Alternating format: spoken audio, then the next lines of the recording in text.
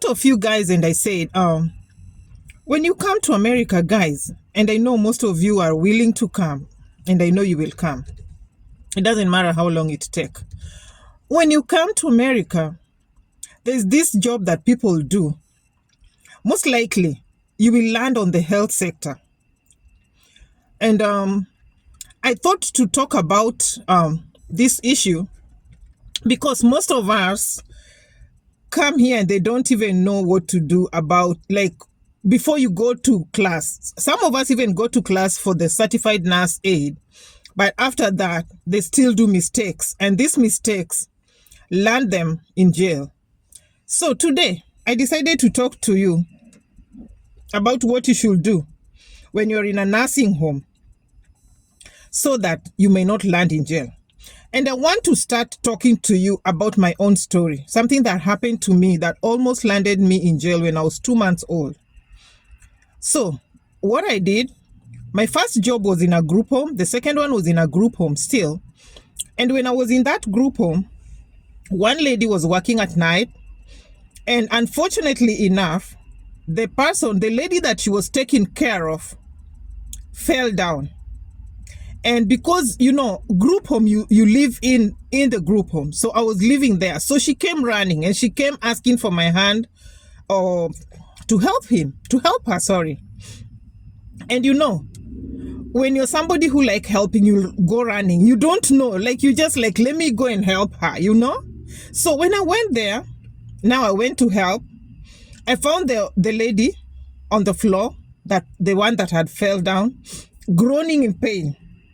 So this lady that had told me to go help her told me to and there was camera in that room, and she told me, let's pick her and put her on the recliner seat.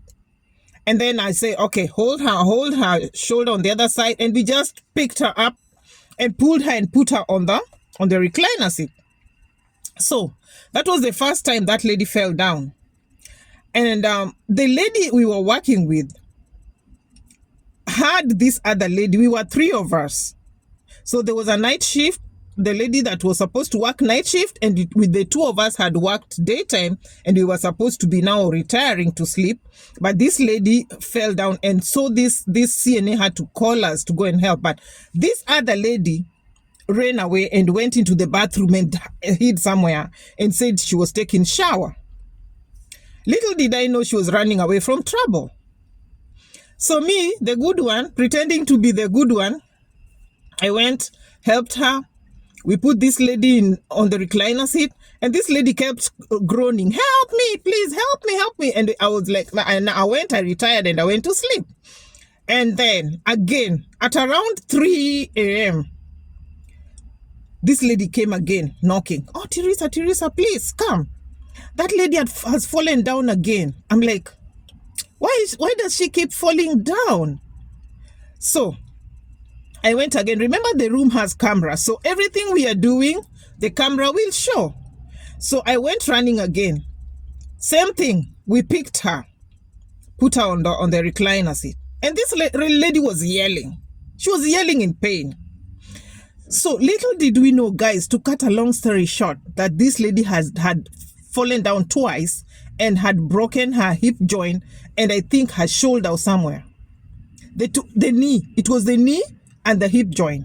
The 2 times that she had fallen, she had broken the knee and she had broken the hip joint. So, number 1, if you go starting working in a group home or in a facility or wherever you will land on, please don't go pick up somebody before they have been assessed by the nurse or whoever is responsible. Don't. Because you don't know how you're handling this person.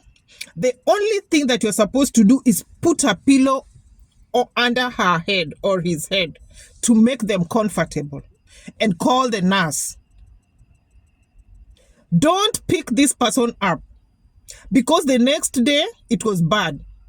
This is a story for another day. The other lady was even running around looking for a lawyer. The worst thing that we did, that when we were in that room, we were even talking in our native language. We were talking in Swahili. That again is not allowed. When you're around the resident, you're not supposed to talk about Swahili. That is number 2. Number 1, don't pick them up when they fall. Call for the nurse, let the nurse come and pick them up. Number 2, don't talk your native language when you're in there.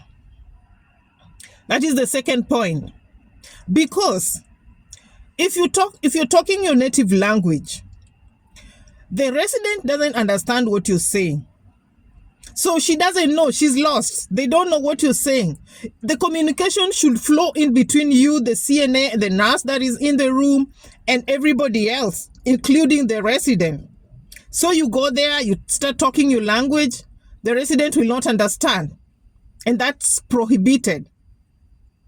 So, number 3, guys, when you come here, there are machines that people use here to pick up these residents when they fall, most likely, or maybe when you're transferring them. When you're transferring this resident, there's a lift, there's a machine called Hoyer lift. And number 2, there's a seat to stand. So all these machines are used to help them transfer, or just like I said before, or move from one place to the other. So guys, you find that sometimes you're by yourself. People are busy. People are running up and about, and you're trying to chase people around to help you. You know, when you're working in a facility or in a group home, you have maybe 8 people to put in bed, or 10 people, or 15, whatever number you're given. So what happens? You want to put your people in bed real fast so that you can take maybe a break, or maybe go somewhere, or maybe go home. You know, you're exhausted. You've been running around with these people for the longest afternoon, maybe for 8 hours, or maybe for 12 hours. So you're just like, oh, because everybody is busy, let me pick this person up with the Hoyer lift and put them in bed. Or maybe let me just use this seat to stand by myself. Don't do that. Don't do that. I'm preparing you before you arrive here. And those who are new, who doesn't know, who have already arrived, and maybe they're getting themselves into these group homes. Guys, you'll be asked questions, because if you pick this person with a Hoyer lift, and this Hoyer lift, sometimes they just jam, maybe the battery goes down, and now you cannot transfer them, and you're in that room by yourself. You cannot leave them by yourself. You're struggling in here by yourself. And you know, most likely, these residents, they start getting agitated.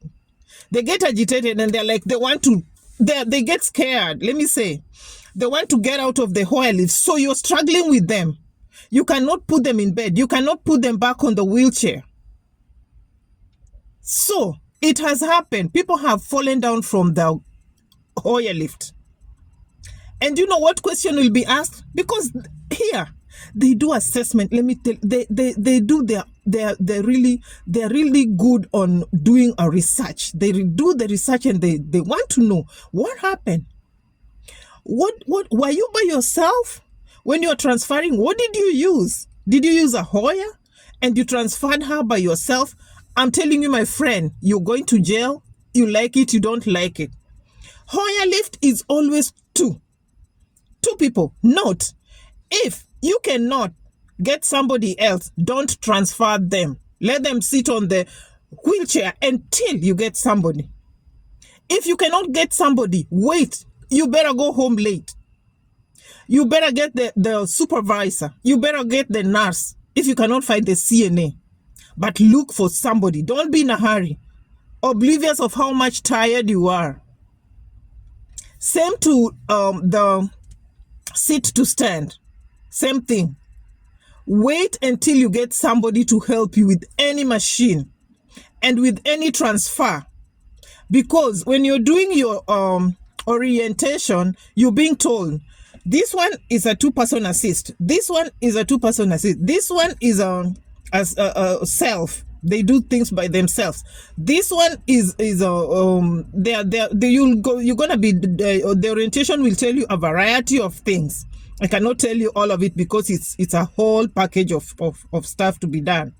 So guys, that's what I want to tell you. So if you arrive in America, be careful. Some people are already on process. They are processing their green card. They're already on their way. Some people are landing. I can see videos of people landing. Thank you so much for processing, and I wish you all the best. Stay in America. Some people are still waiting. They have applied for their green card. They're waiting to come. So please, most likely, you will land on health sector. And these are the things you're supposed to do.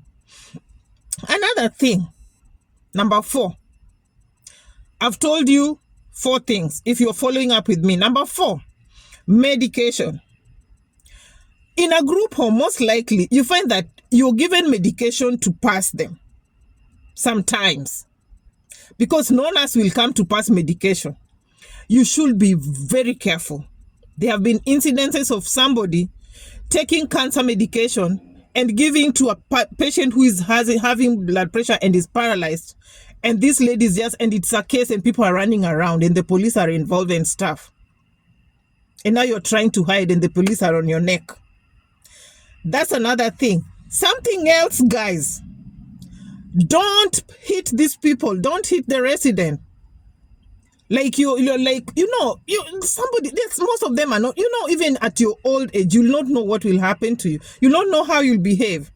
So some of us get angry and we just like, when they hit you, sometimes they hit you, they get angry and they hit you because sometimes they don't want to take shower. Sometimes they don't want to go to where you want them to go to. So they hit you and you find that somebody you hit them back.